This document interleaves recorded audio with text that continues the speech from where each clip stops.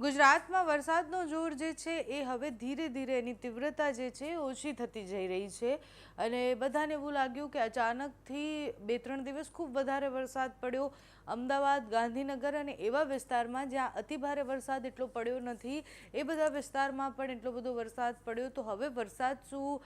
વિદાય લેવાનો એનો સમય આવી ગયો છે કે પછી કેમ વરસાદ ધીરે થઈ ગયો એ બહુ જ બધા પ્રશ્ન હતા પણ વરસાદ અત્યારે ધીરે થયો છે એ ટેમ્પરરી 1-2 દિવસ માટે થયો છે એના પછી ફરી એકવાર વરસાદનો એક નવો રાઉન્ડ આવવાનો છે અને એ વરસાદનો નવો રાઉન્ડ એ મધ્ય ગુજરાત અને ઉત્તર ગુજરાતમાં ભૂક્કા બોલાવે એવો વરસાદ જે આપણે કહીએ છીએ એવો વરસાદ લઈને આવવાનો છે વિંડીના મોડલથી પહેલાં આપણે સમજીએ કે કયા વિસ્તારમાં કેટલો વરસાદ પડવાનો છે કયા વિસ્તાર એવા છે કે જ્યાં અતિભારે વરસાદની આગાહી છે આજની તારીખ જોઈએ તો આજે દક્ષિણ ગુજરાતના ભાગોમાં ખૂબ વધારે વરસાદની આગાહી દેખાઈ રહી છે એટલે વ્યારા વલસાડ આહવા ડાંગનો જે પટ્ટો છે રાજપીપળા જે છે ત્યાં ખૂબ વધારે વરસાદ પડવાની સંભાવના છે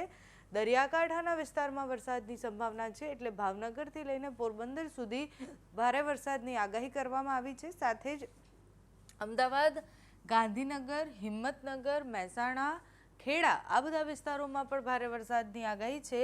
27 તારીખે પણ સ્થિતિ એ રહેવાની છે વહેલી સવારથી તમે જુઓ કે વડોદરાની આસપાસ દાહોદ છોટાઉદેપુર નર્મદાની આસપાસ ખૂબ વધારે વરસાદની સંભાવના છે એટલે 27 તારીખે મધ્ય ગુજરાત ઉપર સિસ્ટમની જે અસર દેખાઈ રહી છે એના કારણે વરસાદ પડતો દેખાઈ રહ્યો છે બંગાળની ખાડીમાં સતત એક પછી એક સિસ્ટમો બનતી રહી છે એટલે બંગાળની ખાડીમાં એક સિસ્ટમ બની એ ધીરે ધીરે આગળ વધી એનો ટ્રફ જે છે એ અરબી સમુદ્ર સુધી ખેંચાયો અને એનો ટ્રફ જ્યારે અરબી સમુદ્ર સુધી ખેંચાયો તો એની અસરને કારણે આખા ગુજરાત પરથી એનો સિયર ઝોન જે કહેવાય કે એક ચક્રવાત બન્યું છે તો એની આસપાસ જેટલા વાદળો હોય એની આસપાસની જે હવા હોય એ બધી જ આપણા સુધી પહોંચી અને એના કારણે 500 એચપીએ લેવલથી લઈને 700 એચપીએ લેવલ સુધી જે વાદળો જે ઘેરાયેલા હતા જે ગાઢ વાદળો હતા જે એવું કહેવાય કે પવન સાથેના જે વાદળો આપણી સુધી પહોંચ્યા છે એ બધાને કારણે ભેજવાળા વાદળોથી વરસાદ પડી રહ્યો છે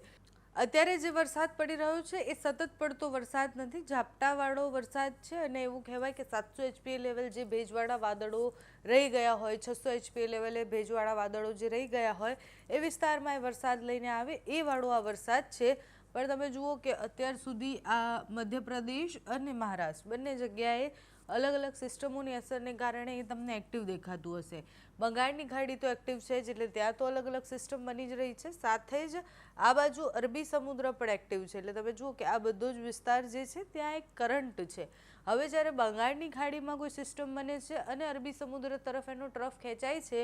એની પવનની ગતિ અને એની જે ગતિ હોય છે એ અરબી સમુદ્ર તરફ જતી હોય ત્યારે અરબી સમુદ્રમાં પણ કરંટ હોય અને એટલે એને વેગ વધારે મળે અને પછી જે સિસ્ટમ મજબૂત બને એટલે સિસ્ટમ ડાયરેક્ટ સર્ક્યુલેશન સિસ્ટમ નથી બની જતી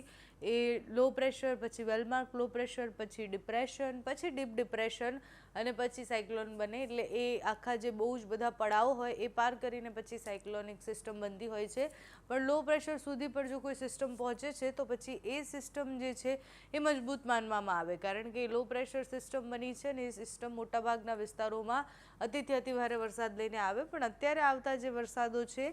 એ કોઈ લો પ્રેશર સિસ્ટમ આપણા ઉપર બની છે કે પછી ગુજરાત પરથી પસાર થઈ રહી છે એ લો પ્રેશર સિસ્ટમ નહીં પણ આપણી આસપાસના વિસ્તારોમાં એટલે હમણાં જે વરસાદ પડી રહ્યો છે રાજસ્થાન તરફ એક સિસ્ટમ તમને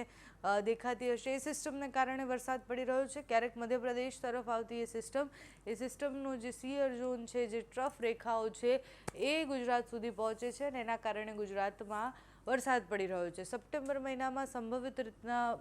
અરબી સમુદ્રમાં સિસ્ટમો બનવાની શરૂઆત થઈ જશે એટલે હવામાન વિભાગનું એવું માનવું છે અને હવામાન નિષ્ણાંતોનું પણ એવું માનવું છે કે સપ્ટેમ્બર મહિનામાં જે વરસાદ પડશે એ અરબી સમુદ્રમાં બનેલી સિસ્ટમને કારણે પડશે અને જ્યારે અરબી સમુદ્રમાં કોઈ સિસ્ટમ બને છે તો એની સીધી અસર ગુજરાત પર થતી હોય છે જ્યારે બંગાળની ખાડીમાં કોઈ સિસ્ટમ બને તો એ બધું જ ટ્રાવેલ કરી અને પછી ગુજરાત તરફ આવે પણ અરબી સમુદ્રમાં બનતી સિસ્ટમની અસરો વધારે થતી હોય છે એટલે શરૂઆતના 15 દિવસને બાદ કરતાં આપણે પાછળના 15 દિવસ સપ્ટેમ્બરના જોઈએ તો એક પછી એક સિસ્ટમો અરબી સમુદ્રમાં બનવાની સંભાવના છે દરિયાકાંઠાના વિસ્તારોને વધારે અસર કરે તેવી સંભાવના પણ દેખાઈ રહી છે એટલે ચોમાસું આ વખતે થોડુંક લાંબુ ખેંચાય એવી સંભાવના છે પણ અત્યારે 1-2 દિવસ વરસાદનો એક મિની બ્રેક એના પછી વરસાદનો એક નવો રાઉન્ડ અને એ નવો રાઉન્ડ ગુજરાતના અનેક વિસ્તારોમાં અનેક જિલ્લાઓમાં અતિથી અતિભારે વરસાદ લઈને આવશે. તમારે ત્યાં કેવું વાતાવરણ છે અમને કમેન્ટ્સમાં જણાવજો. અત્યારે આ વિડીયોમાં બસ આટલું. જો તમે અમને યુટ્યુબ પર જોઈ રહ્યા હોય તો સબસ્ક્રાઈબ કરજો, ફેસબુક પર જોઈ રહ્યા હોય તો ફોલો કરજો, અમારા વિડીયોને લાઈક અને શેર કરજો.